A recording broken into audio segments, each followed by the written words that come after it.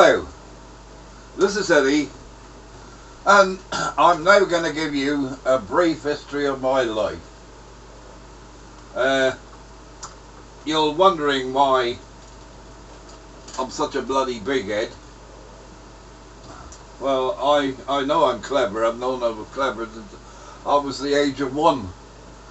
I was walking before I was 1. One of the things I have is the ability to learn anything very, very quickly. That's why I've been able to do so many trades and be a master of all of them. The only trouble is when I tended to master something, I got bored with it. That is why I went into electronics in the end. But anyway, the start of my life, basically primary school, secondary modern, left school 14, went to work on the farm. Stood it for 6 months, saved as much as I could. Quit. I was living near Tiverton at the time, a place called Bollum. And my father, who was a cow farm worker, worked for, what's his name now? Heathcote Amory, that run the factory in Tiverton. It was made wedding dresses and things like that. The thing that finally filled it for me on the farm, I had the dirty job of cleaning out the batteries. And one day I was pushing the wheelbarrow with far too much in it, and it spilled over the end. I stepped on it, and guess what happened? Head first into it. Straight under the nearest tap and washed everything off, and then went home and told the boss to stop it. Anyway, that's what happened there. Pretty the one webcam then, because I think I'd have 10 million bloody hits of me diving into a wheelbarrow chicken muck. Anyway, next step of my life, I got a job as a boy projectionist in the cinema. And I was working there for about 6 months and I quite liked it. But being the boy, I basically had to wind the films back. And if you ever went into a cinema and the film was broken, the person whose fault it would be was me. Except that it never happened in the 6 months I was doing it, because I did the job properly. Anyway, the other great thing that I was able to do was operate all the lights on the curtains and that, you know, like they do in theatres and that. And I got very experienced of using different colours, figuring out to get all the different colours from red, blue and green, which is where I get my knowledge of television, because that's how colour television works. Anyway, unfortunately for me, television hit there. This was in 1953, and it got to the stage, because of television, became available to a lot more people. The town that I was in had 2 cinemas in it. It was great because we used to get to go free at the other one. And I watched all the films. And remember, I'm only 15 and I was still watching X films. Anyway, that's that story. I got the sack because of television, because the cinemas was losing money, and because I was the boy, the first one there, and the only one they could do without.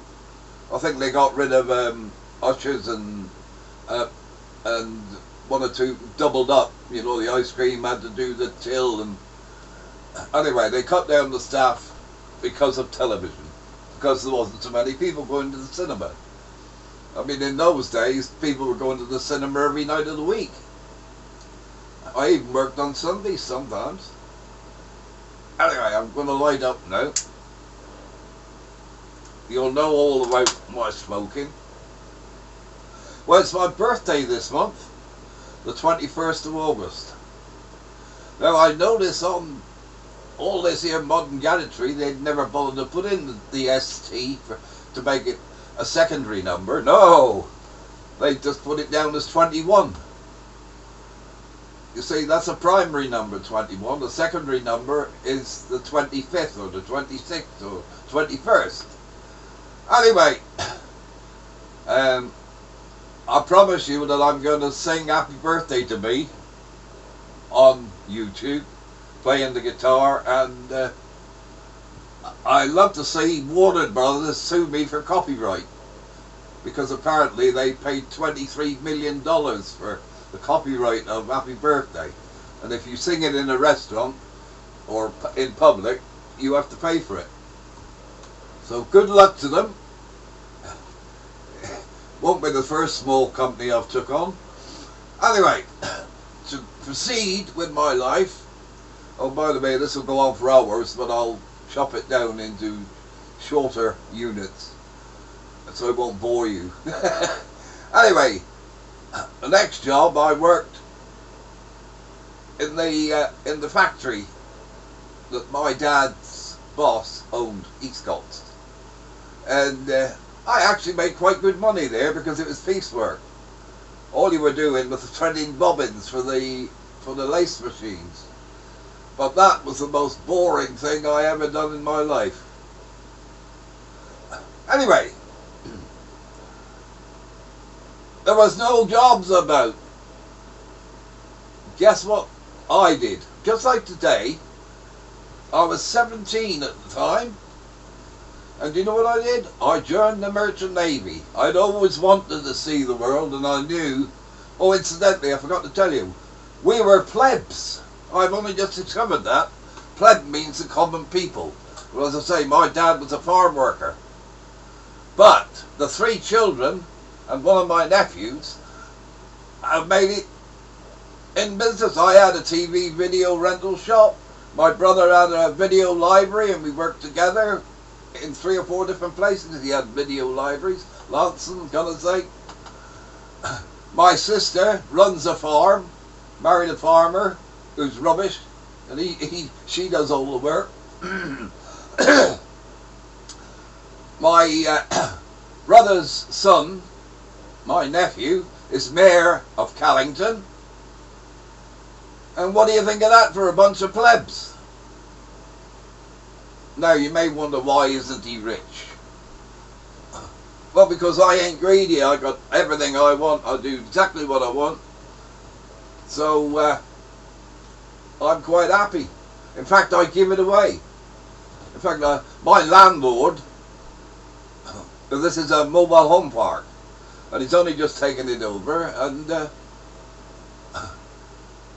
the banks are screwing him to death, giving nothing to the savers and screwing them to death. So I said to him, I said, I can let you have some money, a few thousand, and you can take it off my rent so that I don't pay anything for a couple of years.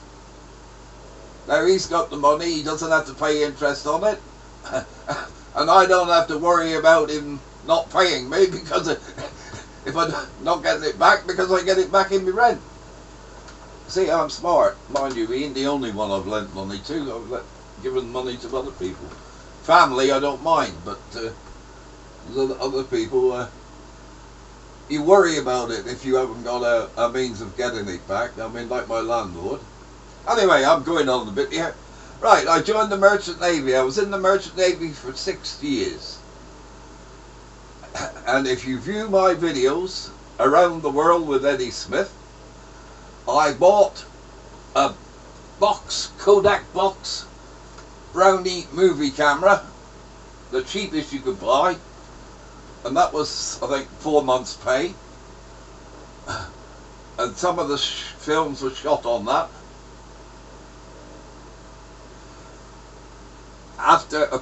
When I started in the Merchant Navy, my wage was £2 a week, £8 a month, and you could save.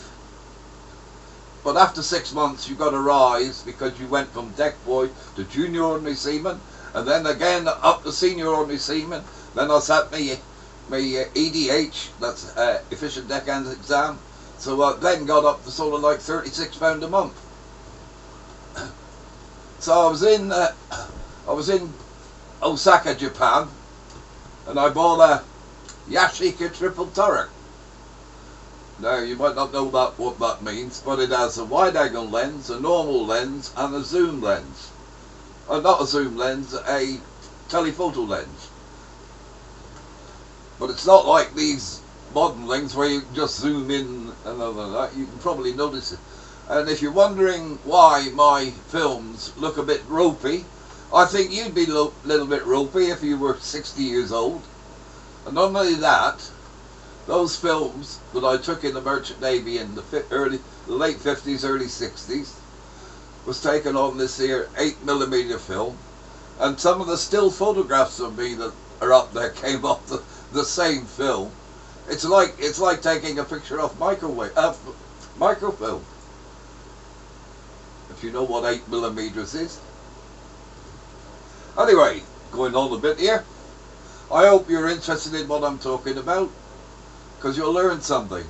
And for one thing, if you go on these quiz shows, you want to follow me, because I can tell you how to work countdown, not countdown, the drop one where you drop the coins down. If you know anything about physics, you need two things to run on that. What the heck's it called? You know, I haven't got any writing in front of me. I don't have a what's it called? Like these here other people where you're reading off the auto cue. I haven't got that. Everything's coming straight from here all the time. And I'm 78 in a few weeks' time, so I do have a little excuse. Despite the fact that still having all my own hair, and it's not a wig, and it's not dyed, and it's not grey. I can pass for 50 easy, but that's a bloody problem today for me, because they look at me and I think I'm a bloody skiver because I get help.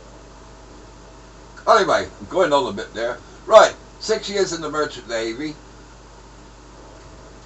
The total film is about an hour. If I would have shoved the whole lot up all together, I edited it a bit because what I did was the film was put onto VHS and then converted to digital on a DVD, and then finally converted and put up onto the web. So you can see that compared to what you've got today, it is, I would say, quite rubbishy if you compare the two together. But when you think they're 60-year-old film, better than some of the stuff that, in fact, the BBC have actually asked if they can use my stuff, especially the one about Lou. Well, that was in 1962, the film in Lou.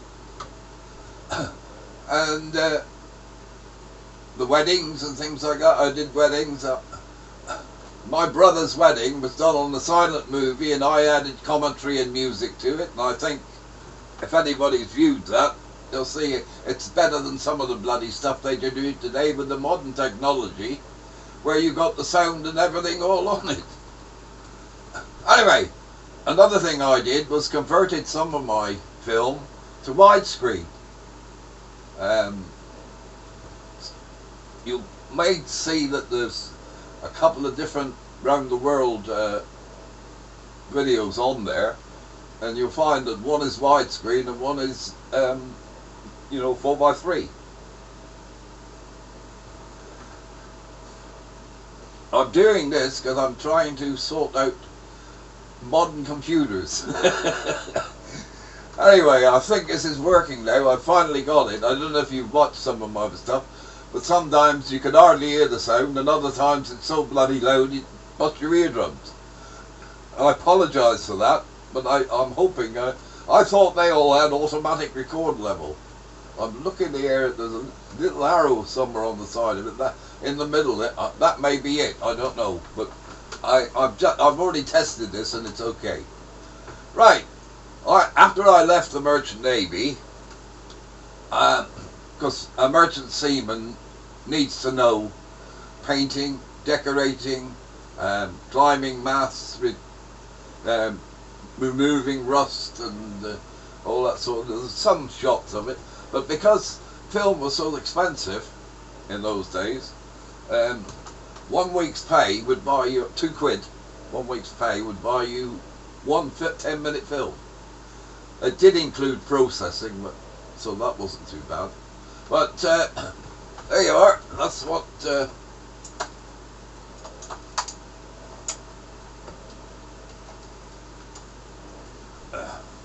And I left the Merchant Navy and I got a job with a firm as a rigger.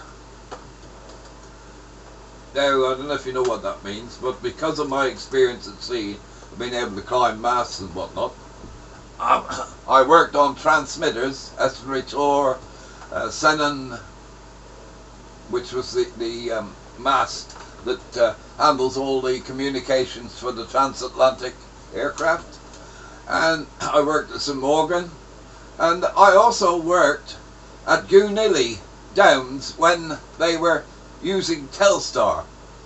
Now you will see that I'm very interested in Telstar. I even met the Tornadoes and the Ventures. No, not the Ventures. Procolarum, because I used to play in a group, and very often we'd meet. The Trogs. When I say meet, I talked together with them, and I very often acted as a bouncer for them because I was 6'1". Anyway, I'm going on a bit here now. I don't know how long I've been on here even, but there you are. I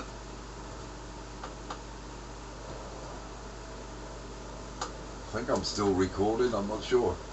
Anyway, I got this job as a rigger, and it was a great job because you got your standard pay, and then for every every 10 feet you were off the ground, you got an extra 20p. Now that might not seem a lot, but you work it out. Senon Cove is 350 feet tall. Now when you're at the top, work out how that works. That's 35 10p, right? And because it's 350 feet, so that's every 10 feet is 35 10 feet. That's 35 times 10p. Now, when you were working up the top, getting the top rate, you slowed down. You took longer up there than you did on the lower ones because you got more money. Anyway, I did that for a couple of years. I used to be working on the gantries at St Morgan, and we'd be there painting and chipping the gantries. You know what that is, when the lights are for landing. And we used to have Shackleton aircraft landing while we were doing it, and they were only a couple hundred feet above our heads. Anyway, I'm going on a bit again. After that, I went into forestry. Felling trees, because I wouldn't get enough money. So I went into forestry. It was piecework, pit props for the mines, and you got paid by the cubic foot. So the more cubic foot you cut and produce, the more money you got. And my money tripled. Tripled it did. It was pushing £40 a week. Anyway, I did that for a few years, and unfortunately had a bit of a chainsaw accident, and that put me off for a while. And believe it or not, I then went back to where I was born, Wolverhampton, to work for Courtaulds. Now, because of my experience and all that, I was in charge of 10 girls and 10 machines. And they were Polish. I don't know what they're like today, because they would be, in their 60s now, I should think. They may even remember me. Anyway, I was still going on a bit. Anyway, after that, I got bored with that, and so I the went to my job centre to see what was going. Now I knew the manager of the job centre because he was like me, interested in TVs and that. You see, in those days, and he says to me, he says, "Well, why don't you become a TV engineer?" I said, "Well, how can I? I'm too old." No, he said, "You can learn it all. One course, 12 months. I said, "Well, how am I going to survive for 12 months?" He said, "You actually get paid more than the dole." I said, "Oh, that's great." So I went on this course, and I was brilliant. Mainly because of my hobby in the Merchant Navy. I played around with transistors and that. And I had experience in all types of electronics, from valves. I often watch Dickens' Real Deal, and every so often there's something crops up there in the antiques that I've repaired. Well, I don't mean the machine, I mean the type of machine that I've repaired. It was a Costa radio deal, a valve radio, and a Dansette record player. So I repaired a few of them. Anyway, I went on this course, and on that course there was an ex-Royal Navy technician. Despite the fact that he'd done all the electronics and that on radar and everything like that, he couldn't work in the TV industry unless he oh God, I don't think this is still recorded, is it? I don't hope so. He had to retrain the same as me. Anyway, he every so often, every month, you had a test to see how you're progressing. The first month, he came top, I came second. And that's the only time I came second. I was top every one after that. And the reason was obvious. It was all new to me, and to him, it was all a repeat of what he'd done in the Royal Navy. I'm talking about basic AC theory, electronics, resistors, the colour codes, how to tell what value of resistor and capacitor is, and all the basic, how a transistor works, how electricity works even. Anyway, I went on through that, and after about 3 months, the lecturer, who was an Irishman by the way, and came to me and he said, "There's one of the chaps here, I can't understand it, but he's failed the test, and we don't know why, because he's obviously very smart, because he scored over 90 on his math test, because you had to do a math test to get in." So he said, "Would you see if you can help him and put him onto your bench?" I said, "Fair enough."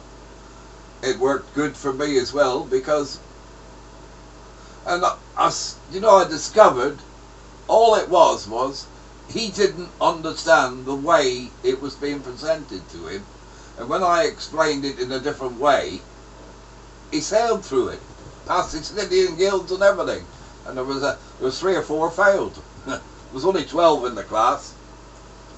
And I'll tell you something else. Out of those 12, we formed our own pop group. I played lead guitar, and this is at Fishponds in Bristol. I played lead guitar. There was another bloke there played bass. Another one played drums.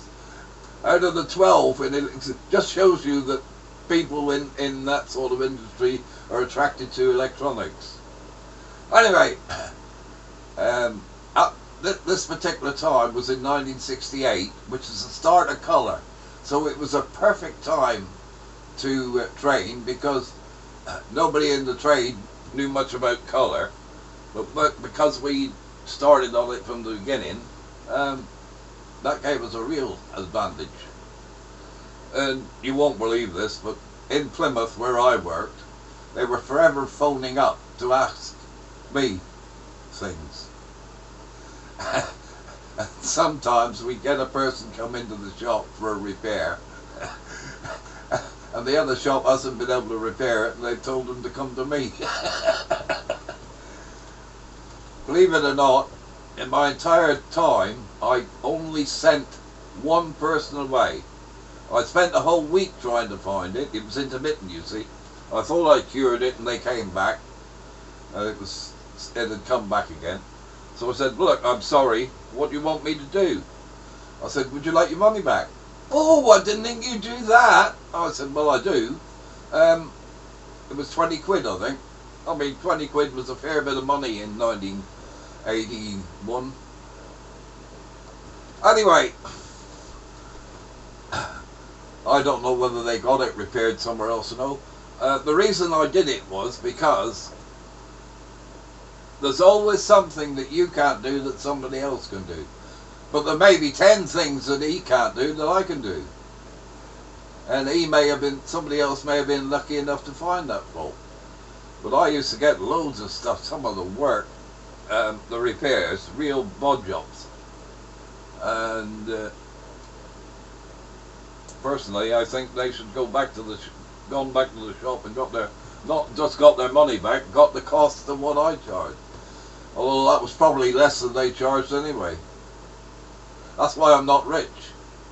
I had 50 rental sets out when I retired. I could have sold it as a going business. But I thought more of my bloody people than that, because they had supported me all the time that I was working, with their money. So what I did was, I said, everybody that's been with me over 12 months, you can keep the sets. Anybody who's been with me less than 12 months can have the sets at cost price, which meant they were practically new anyway. So that's why I haven't got a fortune, but I've got everything I need.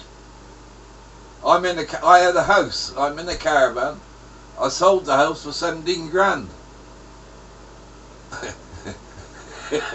That was in 1985. You know what I paid for it when I bought it?